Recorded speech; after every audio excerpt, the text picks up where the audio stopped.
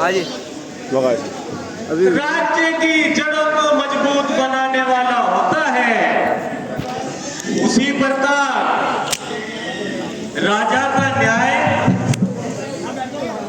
प्रजा को ऊंचा उठाने वाला होता है। सदा से एकता के कहाँ से मुड़े यहाँ से आश्रय संसार चलता है। ऊपर नीचे होगा। हाँ बस प्रजा और राज से मिलकर ही कारोबार चलता है।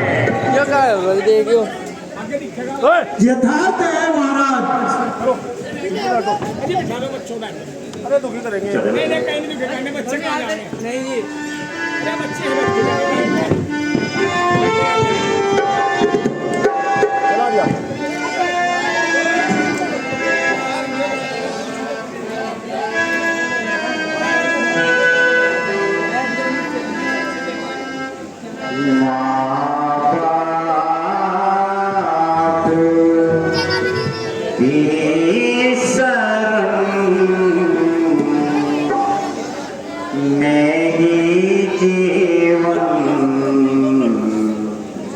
सुधार है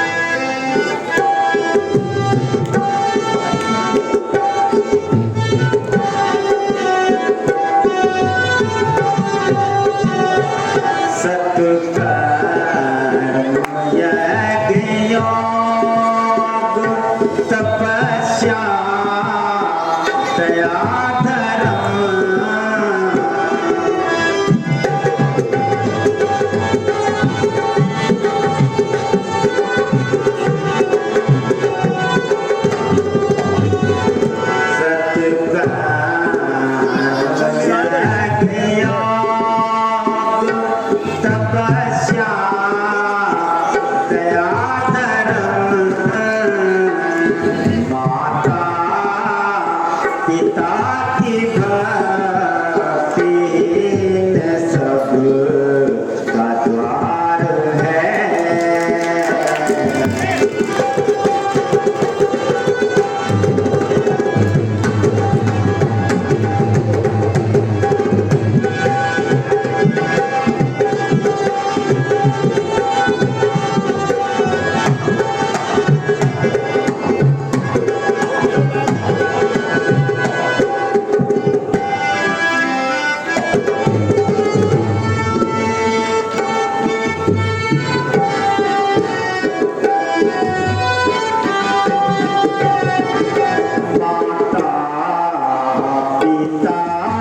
सेवा में बस प्रेम चाहिए।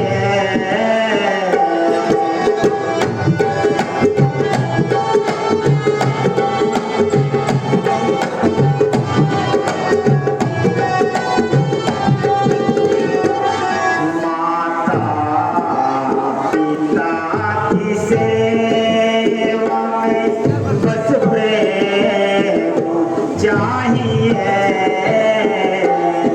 संसार के मझार से फिर तेरा पार है।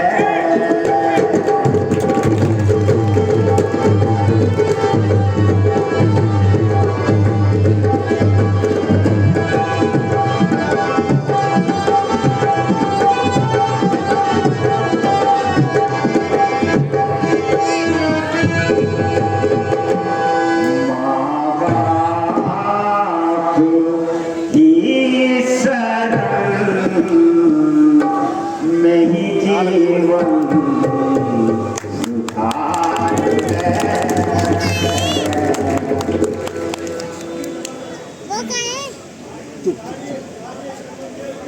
पधारिए पधारिए शरण देव पधारिए।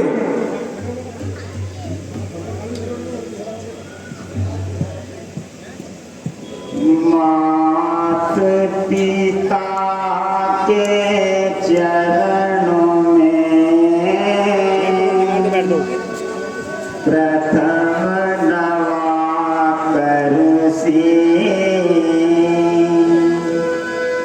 हृदय में सुमरण करो। दीन बंधु जगदीश गुरुदेव के चरणों में है मेरा देव। नमस्कार है आपको दशरथ अवध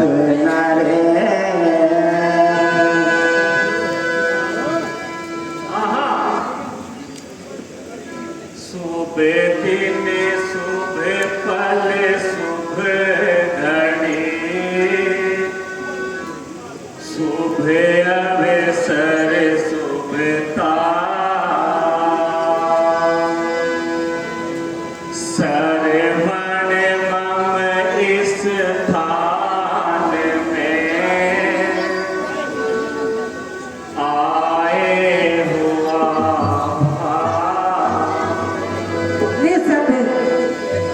इष्ट देव सब जान कर तज कर कपट विचार।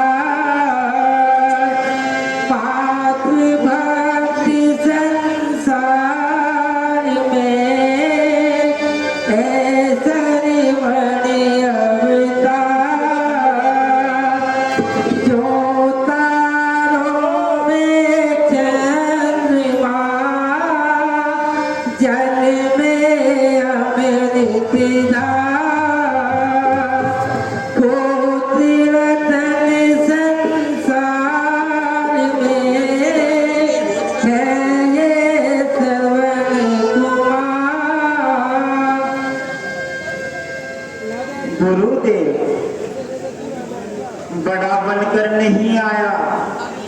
मैं बालक बन के आया हूँ तुम्हारे द्वार पर है नाथ, मैं याचक बन के आया हूँ। हाँ कहो बुद्ध, अपने आगमन का कारण कहो। नाथ, जिस प्रकार बिना की स्त्री, बिना श्रद्धा का शिष्य और बिना न्याय का राजा पाप की खान होता है, उसी प्रकार बिना माता पिता की भक्ति और सेवा के एक पुत्र का जन्म नरकीय कीड़े के समान होता है। आपको सब प्रकार ज्ञात है कि मेरे माता पिता में सदैव का अंधापन है। हे नाथ, यही मेरे लिए हर समय चिंता का कारण बना रहता है। मैं चाहता हूं कि मिटे हस्ती मेरी और आत्मा में उनकी बल आए, महारोगी बनूं मैं, दूर उनका रोग हो जाए, निछावर उन पे हो जाऊं। अगर कह दे जरा कोई, मैं अपने प्राण खींचे दूं जो हो उनकी दवा कोई। परंतु बेटा, तुम अपने माता पिता के अंधे होने का कारण भी जानते हो? नहीं, जानता नहीं, परंतु जानने की अभिलाषा जरूर है। अच्छा तो सुनो, तुम्हारे माता पिता सदैव के अंधे नहीं है, उनके कोई पुत्र नहीं होता था। उन्होंने पुत्र प्राप्ति के लिए कठिन तप किया। तब ब्रह्मा जी आकर बोले कि तुम्हारे भाग्य में पुत्र का मुंह देखना नहीं बनता। हाँ, अगर तुम अंधा होने की शर्त स्वीकार करो तो हम तुम्हें पुत्र दे सकते हैं। इस पर उन्होंने अंधा होना स्वीकार करके पुत्र मांग दिया। हे बस इस प्रकार तुम्हारा जन्म हुआ। सुनो बेटा,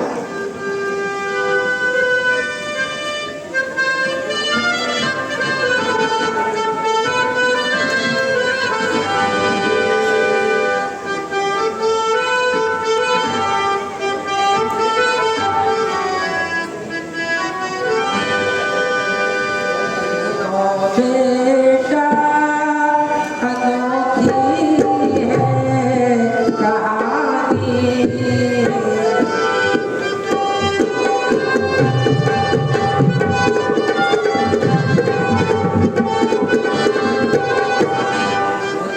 बेटा अनोखी है कहानी, जरूरी आज जो तुमको सुनानी।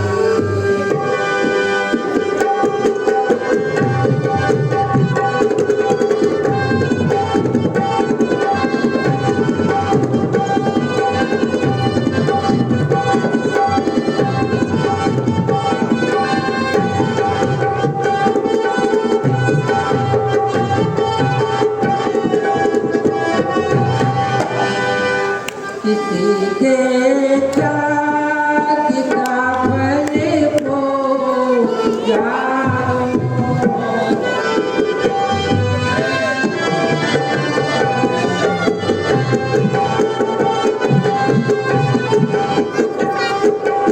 किसी के त्याग का फल को जानो, ये बतिए रूप ये जो जवानी।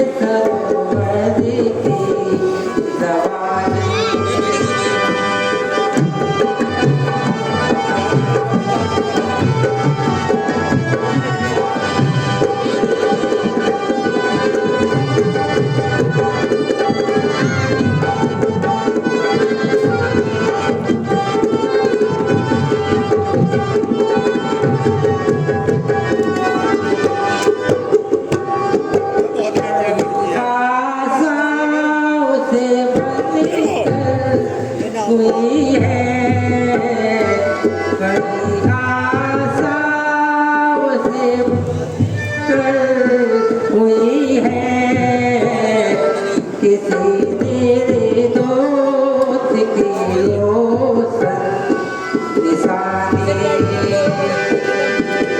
बेटा अनोखी है कहानी, सुनो बेटा अनोखी है कहानी, जरूरी आज जो तुमको सुनाई।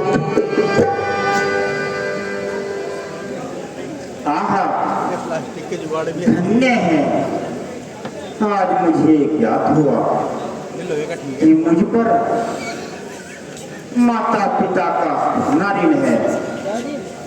इतनी ममता, ऐसी उदारता, लोहे के ऊपर रखा, ये मजबूत है। पुत्र के कारण पृथ्वी पर सोए, पत्ते खाए, सर्दी गर्मी से ही अंत में अंधा होने की शर्त भी स्वीकार की।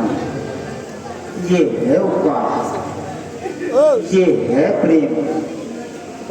परंतु अब मैं भी प्रतिज्ञा करता हूँ कि उनकी सेवा में अपने जीवन को बलिदान कर दूंगा। कार्तिक के साथ जाओ घर। संसार को चप्पल कहाँ है तेरी? माता पिता की भक्ति दिखाता हुआ अपने प्राणों का अंत कर दूंगा।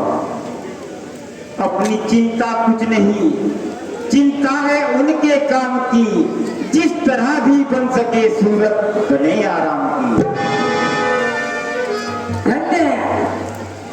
संसार को तुम जैसे सपूतों की ही आवश्यकता है। बस नाथ, अब विलंब न कीजिए, मेरी आशा जल्दी ही पूर्ण कर दीजिए। है आपकी दया में ही आराम दीन का उपकार होगा आपका और काम दीन का। ठीक है, हाँ सुनो, यदि तुम उनको प्रयाग, काशी, बद्रीनाथ आदि तीर्थों की यात्रा कराओगे तो ईश्वर की कृपा से अपने माता पिता को स्वस्थ पाओगे। बना देता है जो कतरे को मोती के घर में, उगाता है जो दाना काक में और लाल पत्थर में, जो सुख रोगी को देता है सदा और अन्न भूखों को, दया करके वही देगा दो आंखें भी अंधों को। उपकार प्रभु महाउपकार। अभी संवादिए माता पिता को जा सुनाता हूँ, मैं खाली हाथ आया था और झोली भर के जाता हूँ। किंतु श्रवण कुमार अपने अंधे माता पिता को सब तीरथ किस प्रकार कराओगे? बड़े बड़े घन गंभीर वनों में और पर्वतों की कंदराओं में किस प्रकार जाओगे? श्रद्धा के आधार पर, भक्ति के सहारे पर, परमात्मा की दया से, गुरु वशिष्ठ के आशीर्वाद से और आपके प्रताप से बनाकर काठ की कावड़ उन्हें कंधे चढ़ाऊंगा, फिरूंगा तीर्थों पर और उन्हें दर्शन कराऊंगा। करूंगा उनकी पूजा, देव की पूजा समझकर मैं झुकाऊंगा यह सर भगवान की प्रतिमा समझकर मैं।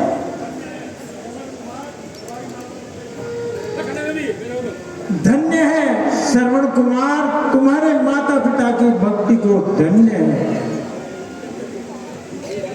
माँ बाप की शरण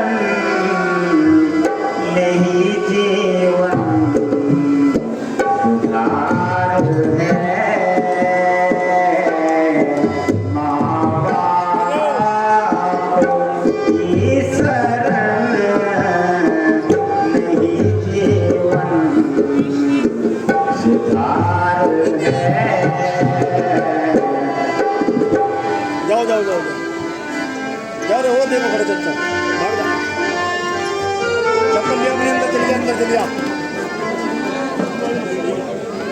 चलो